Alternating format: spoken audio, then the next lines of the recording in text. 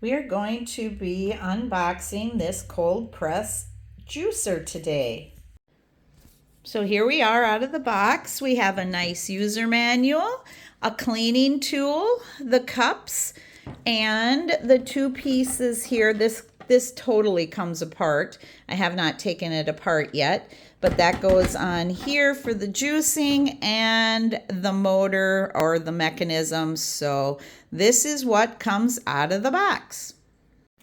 So now I've got all of the parts taken out, and I am going to be giving these a rinse before I put it back together. It was very simple to take apart, so I'll put it back together and I will get something going in here.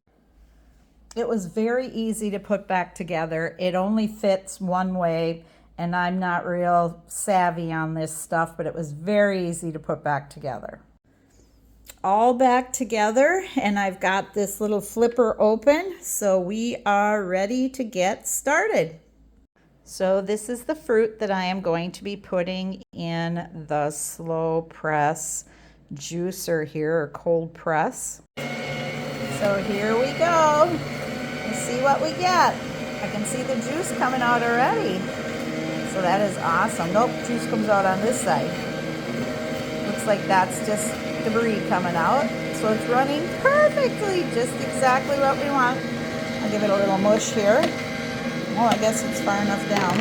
Doesn't need a little mush. And if you can see the stuff coming out there on this side, and you can see the juice coming out on this side. So it is doing exactly what it is supposed to be doing. It is coming out very good.